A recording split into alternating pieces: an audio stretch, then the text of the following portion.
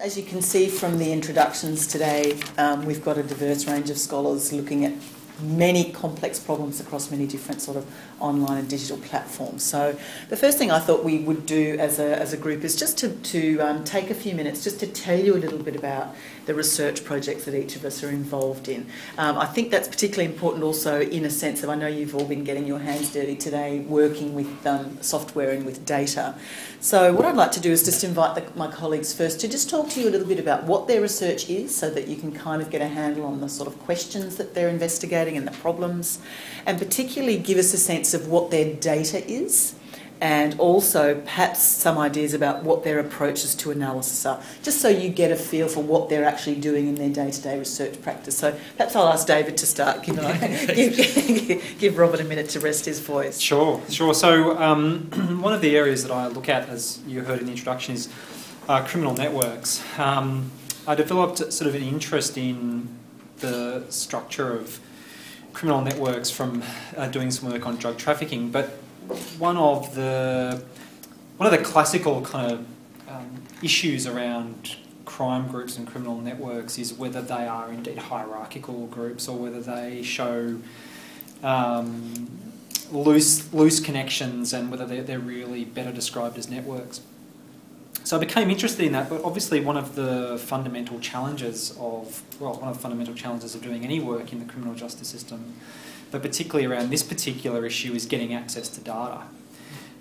So we ruled out court transcripts because they're very expensive. We also ruled out getting access to police administrative data because they wouldn't give it to us. And we also ruled out interviews with high-level drug traffickers for reasons I could go into but might be reasonably obvious. We weren't able...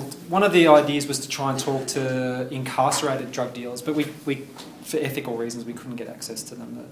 There are a number of issues that were associated with that. So it just so happened that in my PhD studies I'd used judges' sentencing comments for a totally unrelated project on juries.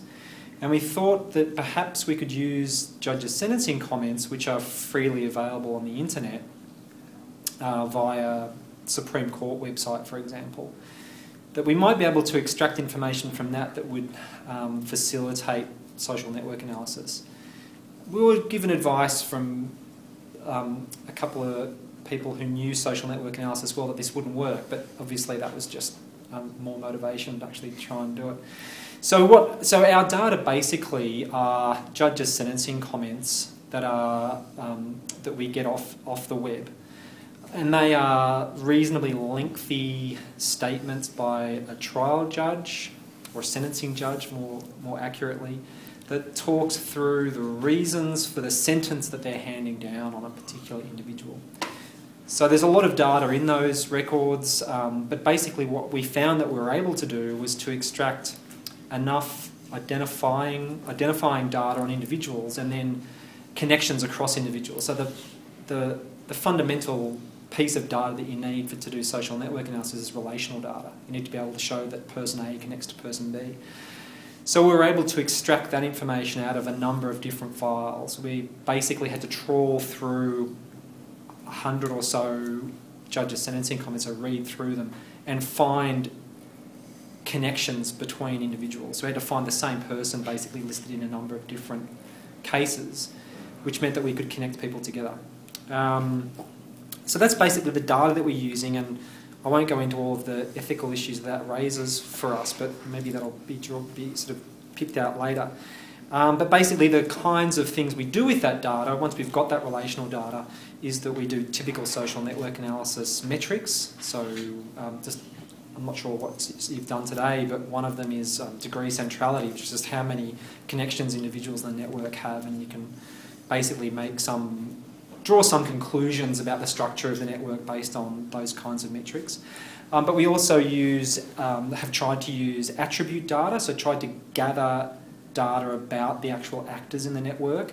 So using not only social network analysis, traditional social network analysis metrics, but also incorporating some of the attributes about the actors who are involved. So do they have particular skills or knowledge that make them particularly useful or important to a criminal network.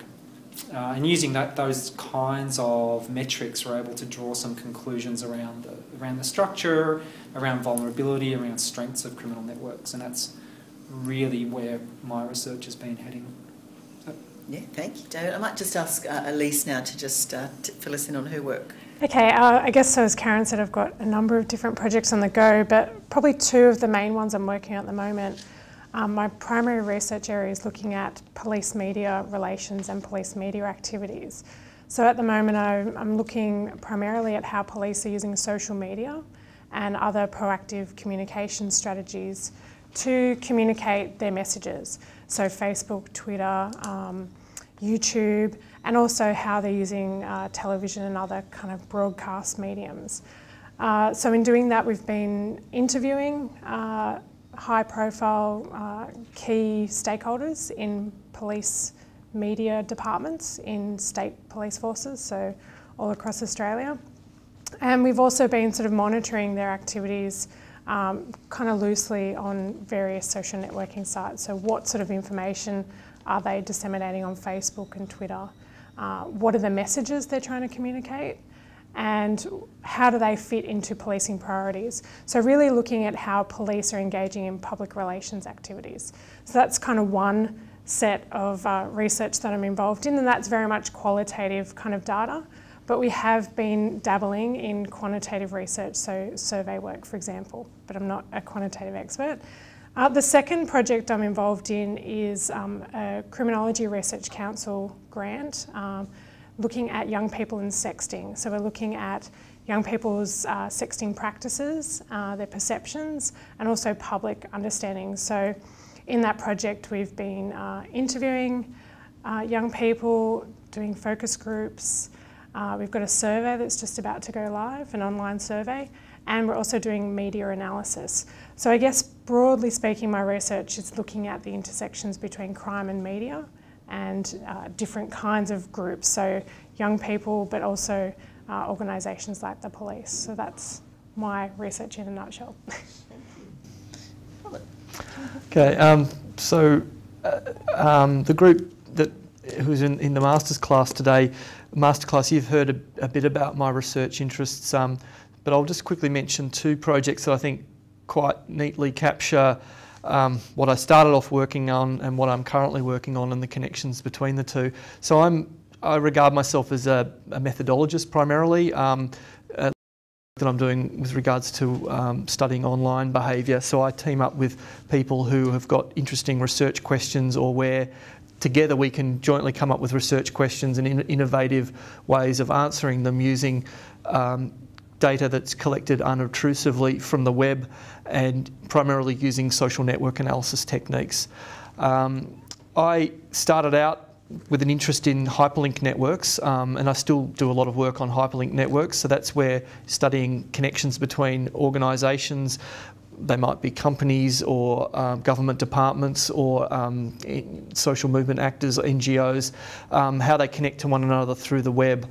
An example project is I did work with a colleague at Melbourne University, Dean Lusher, looking at the refugee and asylum seeker advocacy networks in Australia.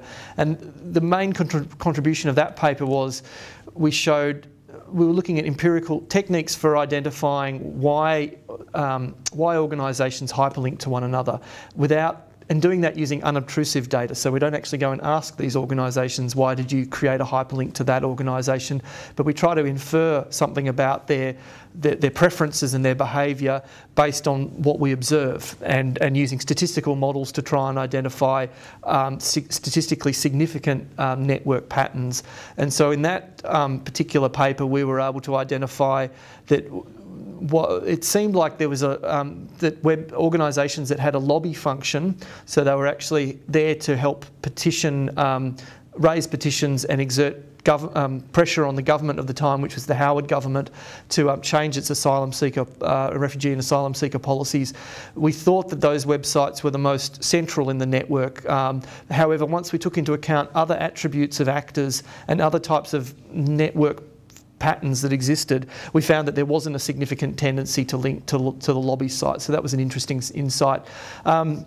at the moment, I'm very interested in Twitter data, and like a lot of people who sort of work in my area, it's a great source of information on people's behaviour within a broadcast environment. So people are not in Twitter, they're not conducting one-to-one conversations, at least typically, but they are sort of broadcasting information, and they are showing attention to other people and consuming information from other people. So I'm interested to see how Twitter data can be used to understand, for example, how individuals engage in protest activity, or so social movement engagement through Twitter. So, like a lot of people, we've collected data on Occupy Wall Street as an example of where individuals are contributing to the development of what may be thought of as collective action frames, and so we're particularly interested to see how hashtags can be used as can be thought of as a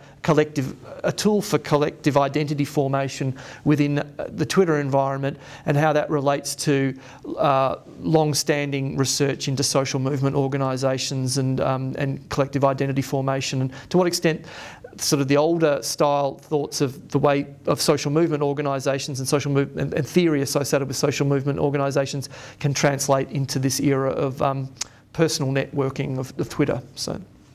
Excellent, thank you. And I'll briefly just add something from my own research. I've been working for quite a long time looking at the issue or the problem of the growing overrepresentation of people with mental health issues and cognitive disabilities in the criminal justice system.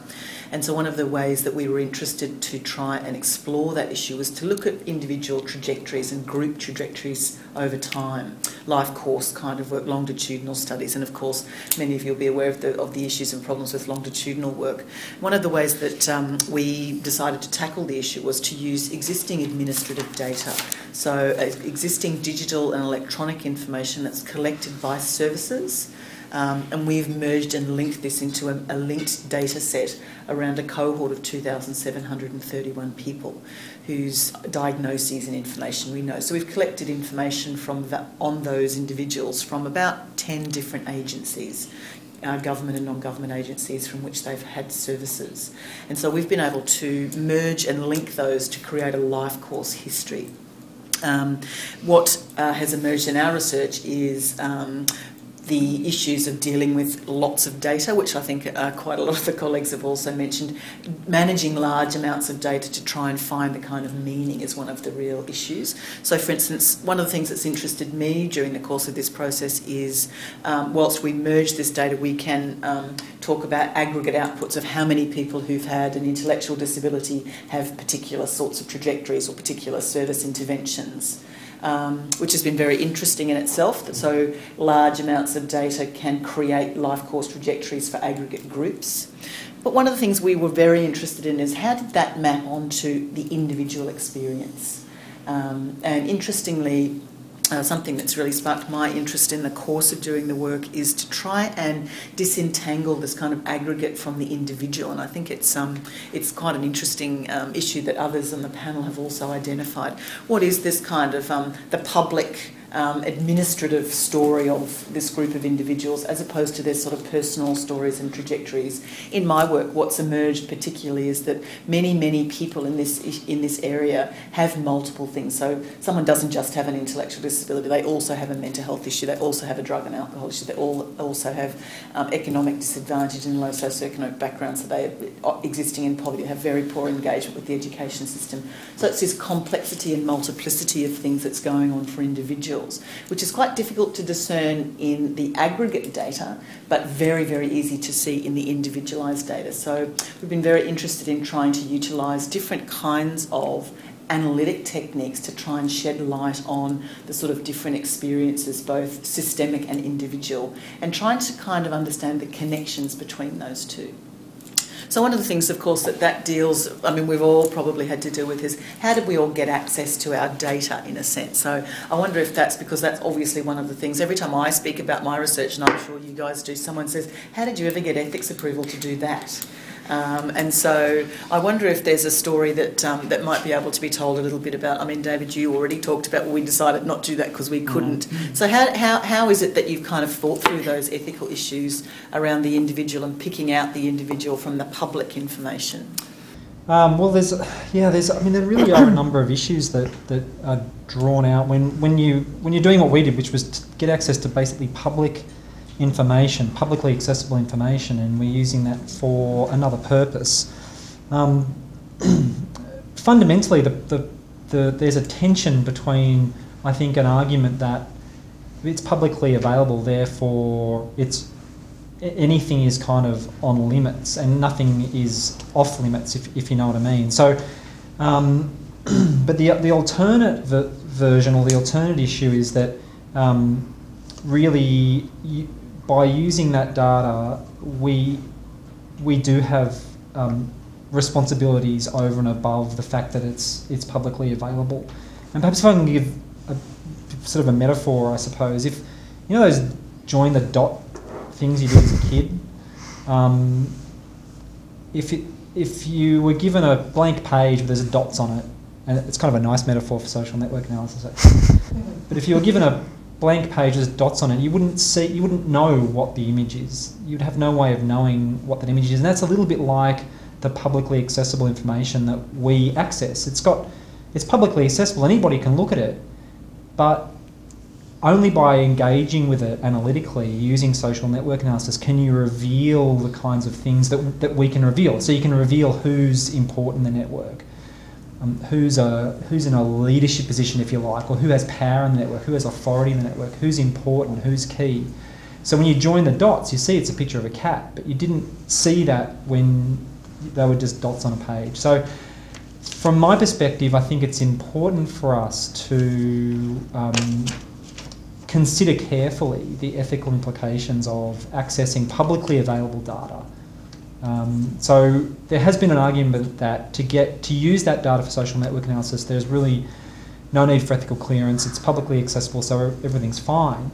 But my argument would be that what we're doing by engaging with that data is we're turning it into something that reveals something more about those individuals than simply reading the transcripts, if you like, would have revealed in the first place. So I hope I explained that reasonably well. It's an issue around public versus private, but also around what do organisations expect will be done with information that they put on the web. So when the Supreme Court puts some transcripts on the internet, I mean, it's about transparency of justice and all that kind of stuff, but certainly they're not expecting that a researcher in some university somewhere is going to drag a whole heap of information out of that and turn it into a network map of a drug trafficking syndicate. So I think there's a number of issues that go into that. And I think what David's raised is the notion that in the new kind of sphere of potential methodologies, there's this iterative process, isn't there, that actually that ethics in itself is not a fixed point at any point in any research project, that it's very much iterative and it's very much about allowing a picture to emerge. I guess one of the things that you've touched on is the issue of that ethical procedures and ethical processes are probably always going to be behind the capability of researchers and new technologies to bring to light certain kinds of information. Elise, I wonder if you could talk about your work in terms of the ethical issues, particularly around policing, which I know is a touchy issue in terms of ethical issues in the broad scheme of things anyway. Yeah, I guess I sort of talk about online stuff in two different capacities. One is looking at how online tools are being used by organisations, so for police, for example. And the other side is what's actually happening in the online environment, which are kind of two different things in a sense with some of the work I'm doing. So with my research into police, for example, a lot of that, the capacity for doing that research is sort of facilitated by speaking with policing organisations. And for example, when I was a PhD student, the cops didn't want anything to do with me. They didn't want me to research anything at all. They were very concerned about what I was interested in. But since building a rapport with them, it's become a lot easier to get access now. And in fact, a lot of the research I'm doing has been very beneficial to them. So they've actually been quite welcoming, because for them, social media use in particular is a very new area, and they don't know themselves how to kind of monitor or map how useful it is. So a lot of the work I'm doing is helping them to understand, are these activities we're engaging in actually helping us to achieve our aims? And I might see their aims as a bit differently from they do. But that hasn't been as difficult as some of the ethical challenges, for example, in looking at online content. So an example which I didn't talk about in terms of my research interests is another colleague and I are putting together a paper looking at the role of social media around the reporting of Jill Maher's death, so the woman who was raped and murdered down in Victoria. And honestly, we had no planning put into that particular project at all. So we had heard on the news, I think it was like on a Sunday, this woman was missing. We came into work on the Monday and we went, this is kind of an interesting case. I think we need to kind of just map and track what's going on, because we'd first heard about it through social media, through Facebook and Twitter. So we just started screen capturing things that were happening on social media. And now we're like, okay, well, what do we do with that? How do we deal with this data? There are individuals who are on publicly accessible Facebook pages saying stuff. How do we de-identify this data?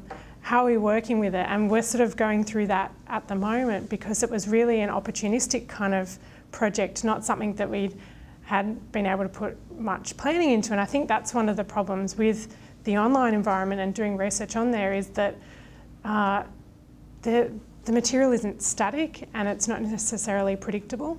So even with the policing research I'm doing, for example, I first started being interested in how they're using social media just as a mere question, but now they're starting to use it in very proactive ways, and it's almost like the activity is moving faster than I could have predicted, and you're sort of trying to capture everything before it gets deleted or taken away or disappears, because, you know, screen captures and news feeds on Facebook are going on and on. So it's this kind of, you're having to be, I guess, use common sense in how you're not only collecting the data, but then what you do with it after the fact.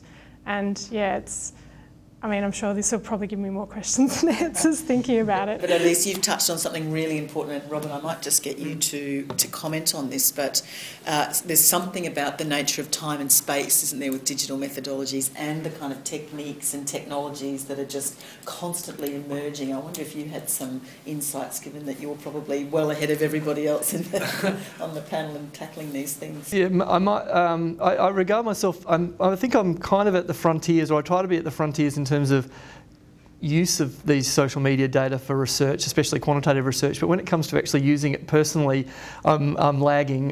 So I'm not a. In the class today, as I explained, I mean, the only time I ever log on to Facebook is when I'm showing something in one of my classes, and so I get these emails from Facebook saying, "Hey, welcome back. We haven't seen you for a long time." I just, before I commented on that specific question, I just wanted to get back to this point about something that David mentioned about the people who put up the web information on the web not really expecting how it's then going to be used by researchers, and this goes for the institutions in Australia, such as the ones you're collecting data from, but also obviously the individuals themselves. I mean, this idea of that they know they're in a public space, but they're acting privately, and they don't really necessarily expect that their posts are then going to be read by researchers and acted upon. And I think this is obviously a real challenge, but I was wondering, in the context of your work, David, if you're able to de-identify the data, does that kind of get around most of that problem? Like, you might be mapping structures of criminal networks and properties and how they may change over time, but you're not actually saying, okay, this is the most central guy in this network, you know. Does that help? Yeah, well, so the answer is, I think in our research, yes. But it has limits. I mean, like everything has limits. So we were presenting this data at a domestic conference where there were law enforcement personnel present. Now, we weren't presenting any identifying information, but law enforcement knew exactly who we were talking about. If I haven't, but someone else has, if someone did a social network analysis of the 9/11 hijackers, everybody would know who you're talking about. So if you're talking about a high profile or infamous case or group, it's possible that you know, identifying information will be provided. Someone recently has done a fantastic social network analysis of the network, the criminal network and business network and family network of Al Capone. So I think there are occasions where the infamy of the individuals might reveal the identity, irrespective of whether you identify. Can I just add something to that?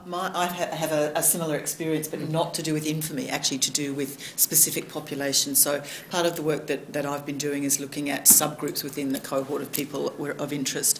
So for instance, if I identified an Indigenous woman who lived in a rural and regional location, whose name I took away and whose identifiers I effectively removed, if you were an Indigenous person and you knew, in amongst a set of family networks, if I were to describe that person's trajectory through a set of criminal justice system or services, it would be very easy for me to allow inadvertent re-identification. And so I think it's really interesting that's what's come up is this issue of that identification and de-identification and privacy and confidentiality, they've really kind of unravelled a little bit in the kind of digital realm now, and that they actually are really on a continuum, are they not? I mean, I don't know whether you have anything to add to that, but it certainly isn't just, the old idea that we used to just put in our ethics applications, well, I'll just take away the person's name and give them a pseudonym. But actually there's a whole range of other things that can locate a person from a small subpopulation or a person who's infamous or whatever that we're really trying to grapple with. That, and also the other experience that we've had is, for instance, very much like you, where when we've presented typical case studies, service providers themselves have thought they've recognised the individual. So whether they do or don't is actually really kind of immaterial. They think they know who it is.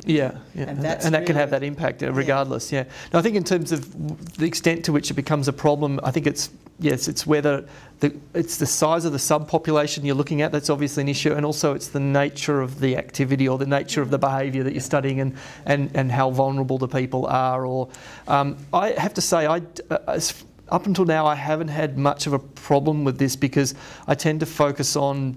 I don't think the populations I'm focusing on they're not small, and I guess a study that I'm working on at the moment is looking at how older Australians are using Facebook to connect with one another, and how we're interested to see how we can use Facebook to study social capital and its connection with ageing. And we got that through ethics. We got ethics approval through the ANU, and I think we were able to cover all the bases as long as we were not going to be identifying anyone obviously by name. We were not going to be presenting any ego networks where it could be, there would be okay, this is someone who lives in rural Queensland and this is someone who lives in rural Tasmania, and they're best friends, and so it would be hard to kind of discover who the people were. I mean, in fact, I think one of the most controversial aspects of that project is that we have or at least what people ask me about is, we have this concept of successful ageing, measuring people in terms of how successful they are in ageing, and people seem to have issues with our kind of objective assessment that someone is successful in their ageing while someone is not successful in their ageing. So interesting, it's got nothing to do with the network data or the use of Facebook to collect the network data. It's got to do with sort of an aspect of the research which would be relevant, I mean, which would, in an offline context, if it had nothing to do with online data, we'd still be facing that problem. So I think the other time when I did have a kind of a potential issue with it relating to whether or not the data would de-identified was I did work on mapping the networks of far-right and extremist organisations online. And again, we never had any intention to mention who these websites were, because it would have allowed them to kind of, it would be like a league table for them. It's like, and then, okay, this Nazi group in the US finds out about this Belgian group. We got a hyperlink to those guys, you know, or how come they've got such a strong web presence? So again, we never intended to reveal that. So I haven't, up until now, I haven't run into this. This is a problem. But it is certainly this lack of intentionality, and then suddenly it just emerges in research, and that's why, I mean, something like the guidelines that have already been developed is just starting to raise some of these things. The other thing that it raises for me, which I think would be useful to hear your comments about, is also the idea that, as opposed to extracting an individual's identity, a lot of what people are talking about here is utilising digital data to try to reconstruct a lived experience of some kind.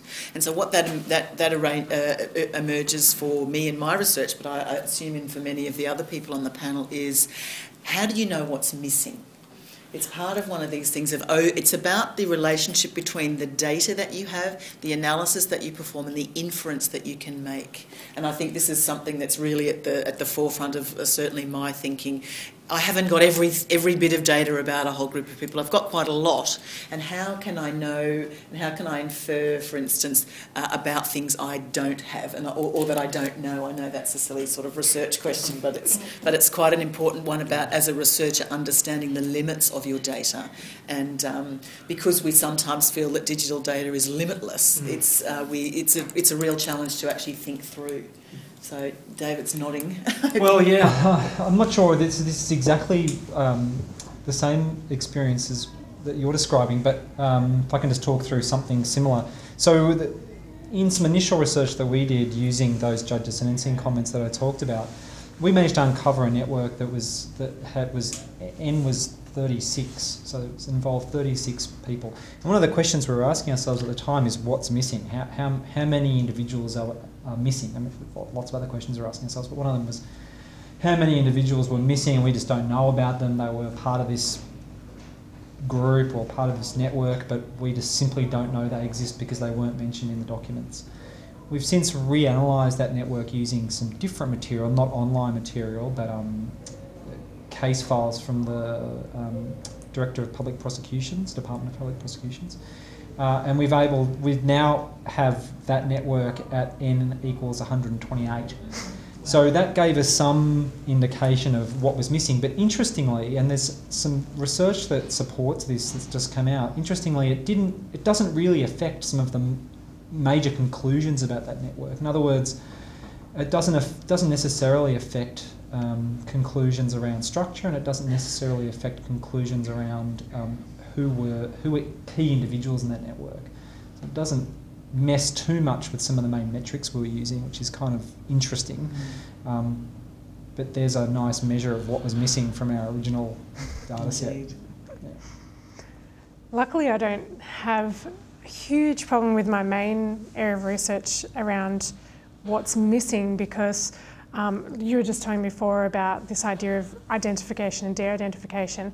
We realised quite quickly with our research on police experts is that they're a very small pool, and we weren't even going to try and say we can de-identify you, because even if we took their name out, someone would know who they are. There's some police organisations, for example, have one police media officer.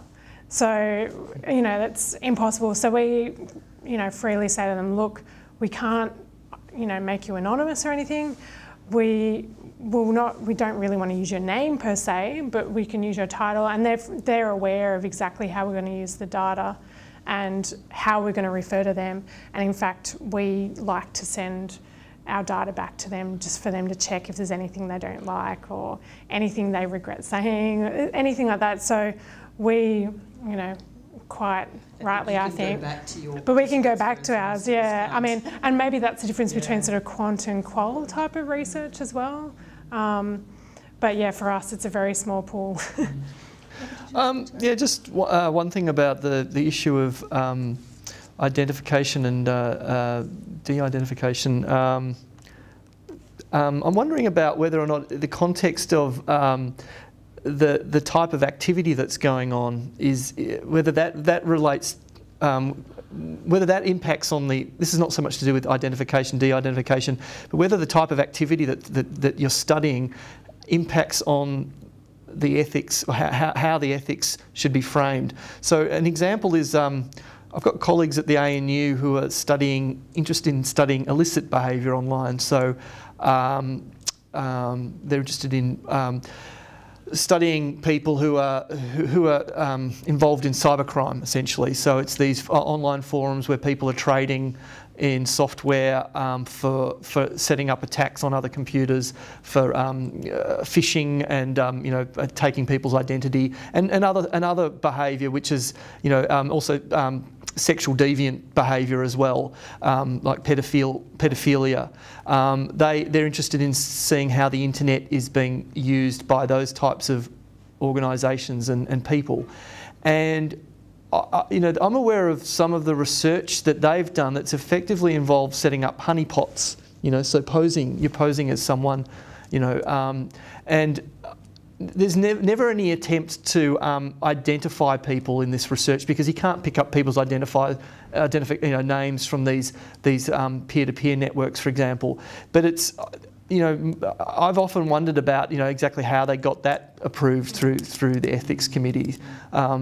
But I don't know if anyone on the panel, especially Certainly those of us who've done multiple ethics applications will realise there's always a question: do the participants in the research truly understand the nature of the research?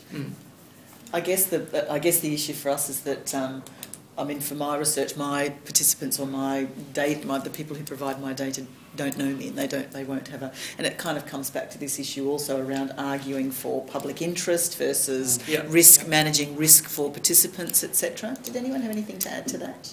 I could add something to it, just from looking at it from a different angle, and that is that often when review boards, ethical review boards have to make a decision, one of the things they take into account is risks versus benefits. And one of the interesting things about illicit behaviour is that often research into illicit behaviour is looking for ways to address that behaviour or possibly assist law enforcement in either intelligence collection or in arrests. Most of the research in the criminal networks area is predicated in some way on that issue. And so certainly if you compare that to something like the use of social network analysis to study disease transmission. So if you have subjects who you're collecting data on in respect to HIV transmission or any other kind of disease transmission and using social network analysis, I'm sure you could make an argument that any risks are outweighed by the benefit, and that benefit flows to those individuals, whereas the converse is actually happening in research on illicit networks. Not only are there potential risks, but there's no benefit at all to the individuals who are I guess the subjects of the research. In fact, the research is actually geared towards messing with them and destroying their network in some way. So so that's kind of looking at that from a different angle. Yeah. I just had one other point about the identification of people, and it was actually what I was struggling to remember I was going to say before. And so I've seen some research contexts where it's argued that if you don't identify the people, and you don't, especially if you're using text from their posts, like blog posts, if you don't actually identify them by the handle that they're using and actually quote them verbatim, that it's actually in violation of copyright. So it's a different type of research to I think what we're all doing. It's more possibly sort of the humanities-based research, but I've seen arguments being made in that context that if you to the extent that you're wanting to, if you're doing qualitative research using text that someone else has written, for one thing, it's very hard. No matter, even if you change their name, or don't use their whatever handle they're using on their blog page, the power of Google is such that if someone wants to find out who this person was, they just take a snippet of the text and search for it. So attempts to de-identify are going to be invalid or fruitless anyway. And so I know there are some people who argue, and furthermore, if you're quoting from them, you should be attributing them.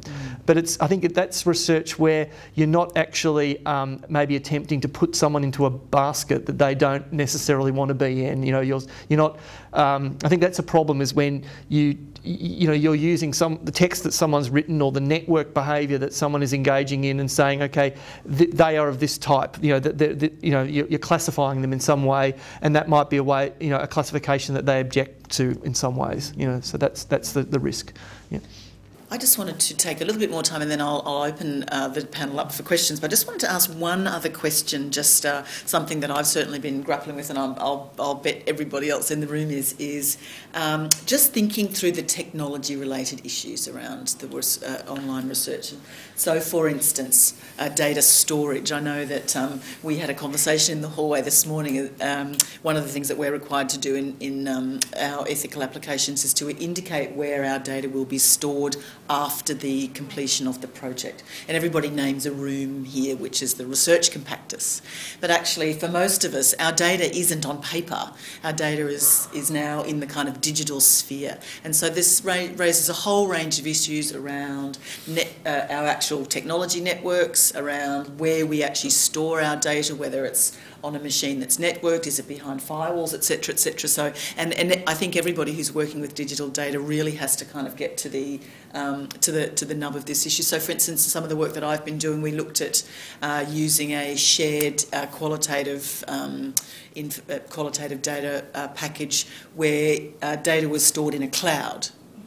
And we went to the technology people at the university and said, well, if we were to meet the ethical requirements of, having something behind a firewall, etc., would this match up? And our advice was, no, it wouldn't. So do not use that software. So I've heard completely the opposite. So I don't know whether anybody's got any insight or how we can be thinking about staying ahead of our technology. How do we store our information in a way that is networked or not networked? I mean, for instance, should we be storing our information on something that is networked and behind a firewall? Because actually somebody could just walk in and pick up your hard drive and walk out the door and have all of your data. So do we have a hard drive and we lock it in a cupboard? Who knows? I mean, these are all sorts of things. I wonder what sort of issues, I'm sure you haven't solved it, but what have you been grappling with? Well, one of the ones that we have, I don't think we grappled with it, but having talked about it, I started thinking about it from a different sort of perspective. But one of the issues I guess we've had is that during the data collection process, so our practice is usually to de-identify as soon as data collection's complete. But before data collection's complete, we can't. So all we do is we just give each person a number, but we can't really do that until we complete data collection. We have to have some ability to match names to numbers so that data collection can continue.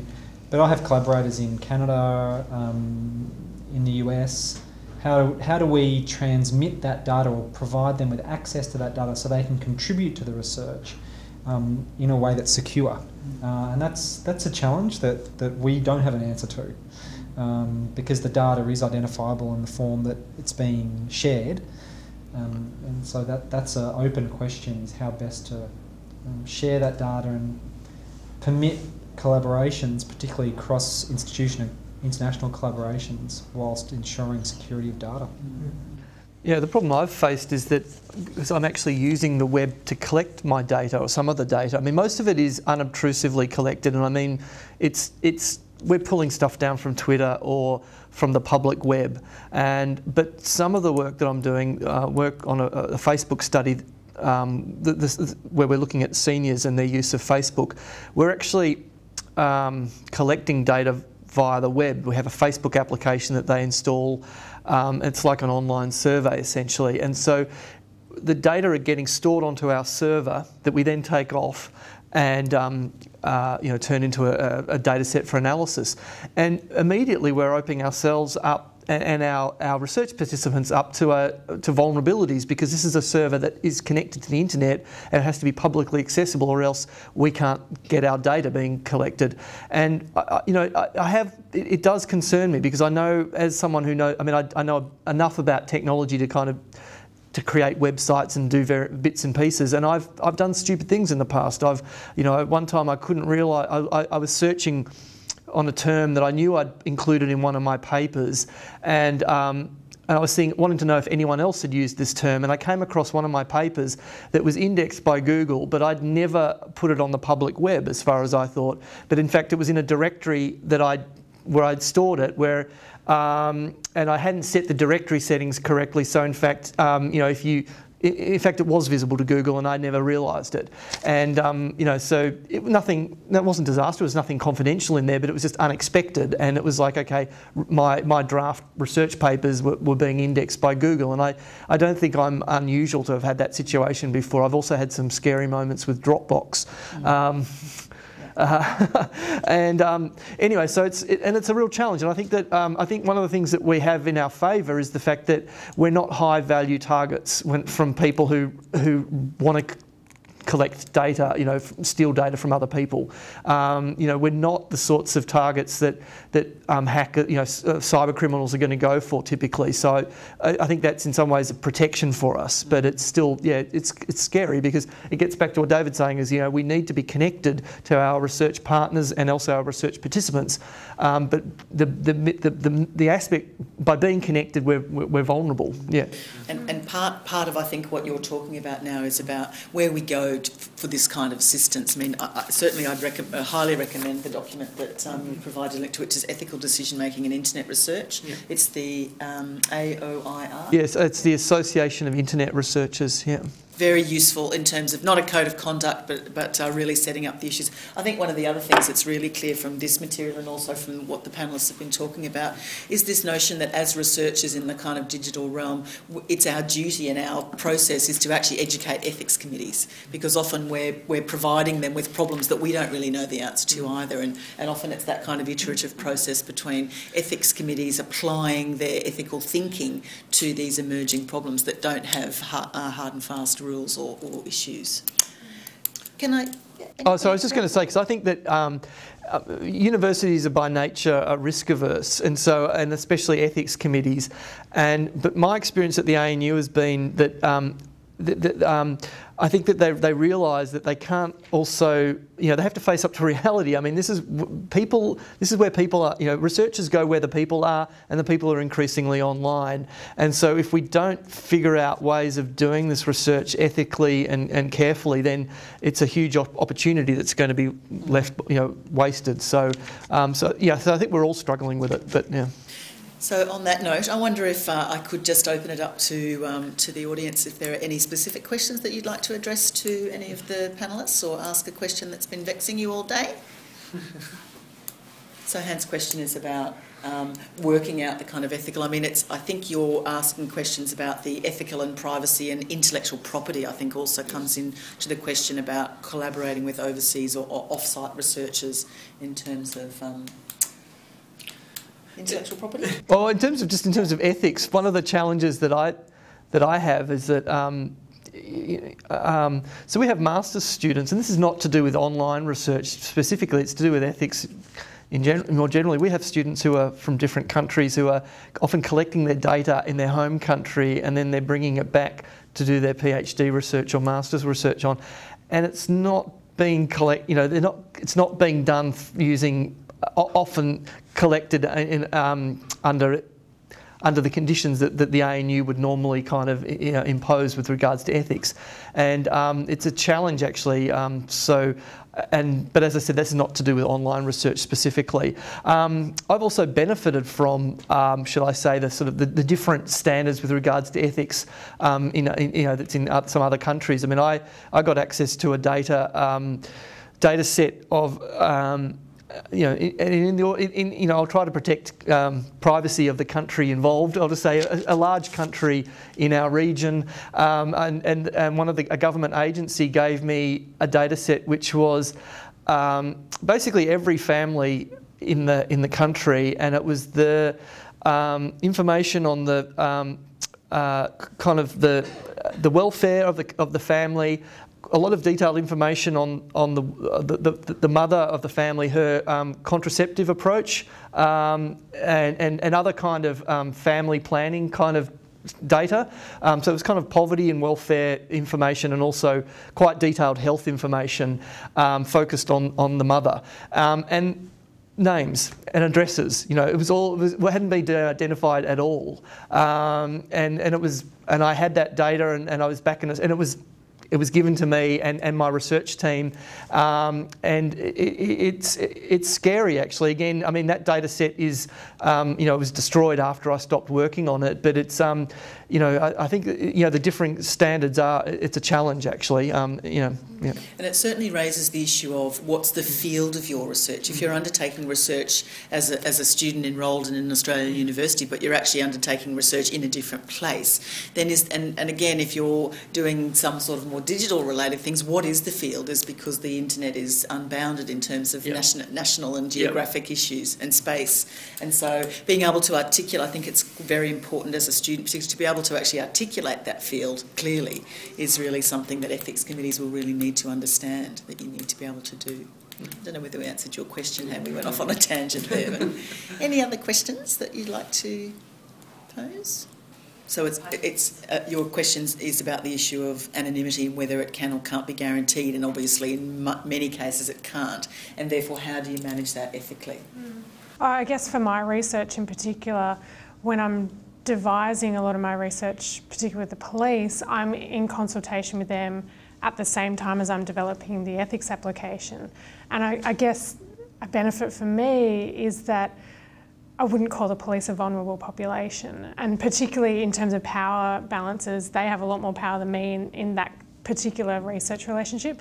So there haven't been any questions raised by ethics. I don't know if I went to a different institution, whether there would be, but I think a lot of the importance here is that the ethics committee want the participants to be aware of that particular issue, and certainly the ones that we've talked to, we've always been upfront and said, and they know themselves because they know everyone else in every other state too, so they're aware that they can't be hidden. Yeah. And I think your question's premised on the vulnerability idea, that actually research is always about vulnerable people who can't be identified, whereas in many instances that can be an iterative process in the terms of research itself. What does a vulnerable community or a vulnerable group of people or a vulnerable individual want to be known about themselves? I mean, some people in my own PhD research was around people with intellectual disability and political activism, and many people in my study wanted to be named. They wanted people to know that they're out there standing up for their rights. And so again, I think there's no hard and fast rule. We kind of think there is, but in fact there is quite a bit of flexibility within ethical guidelines about making sure that people's wishes and that they're not, if they don't want to be identified, but on the other hand you don't want to deny the person. I gave people, in my PhD I gave people the option. I said, do you want to be identified or do you not? And they had a tick box. I didn't actually end up using anyone's names, but I gave them the option in those circumstances. And people had different reasons for not wanting to be identified. I had someone that said, well, just the fact that I have to fill out an ethics form, I'm going to say no because I don't agree in ethics forms and all this. So, I think giving them the option, and it wasn't necessarily vulnerable populations, but, people might have had consequences for things that they said or said in an interview to me. And I mean, the only thing I can offer is I don't want to paint too bleak a picture because, in the whole of Australia, the two police officers who had any chance of identifying that network just happened to be in the audience of that workshop. Anybody else reading this material would have no idea. We are able to de-identify individuals that we pull out of the data. So, no one knows who N1 is any more than they know who N16 is. They just become dots on a page, and that's who they become for us, and that's all we're interested in. And so we haven't had problems.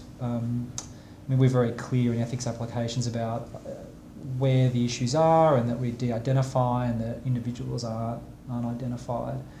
My sense is that if we were to turn our research to something more infamous, that we would have to address those kinds of issues. But the case studies that we've been using, there really is no way that people could identify them, unless they happen to be the police investigators who were involved. All the perpetrators. Well, even then, I really wonder whether they'd be able to either. There are individuals who've had connections with 2 or 3 people. If they saw this little dots on a page with lines connecting them, I doubt very much whether even they would be able to say, "Oh, that's the one." Yeah. I was just wondering, at least with your work, the data that you've been collecting on Jill Maher, or the social media reaction. I know you said you're still figuring out what the next steps would be, but do you have any ideas of how you might actually be able to use those data? Because what the key question for us was that what role did social media play in creating the news agenda around that case? So typically, crime news in particular is kind of driven by the print media or the television media, and what we've found in this particular case was that social media was actually the first place where this story became big.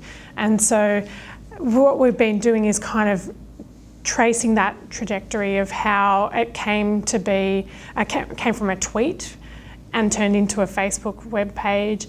And I think the big thing that's going to be a struggle for us that we haven't dealt with as much in the article we're working on at the moment is the sort of aftermath of social media and how it was used by the general public to, spread vitriol or whatever, or speculation about the perpetrator. He was arrested at 2 a.m. on I think it was a Sunday morning, and I was up at 6 a.m. I thought, news, let's get onto Facebook, see if anyone's created a hate page. And there was already, pages with hundreds of comments, with his picture, with information about his previous offences. And I was collecting it, but we're still not sure what to do with it because it's also a sensitive kind of topic.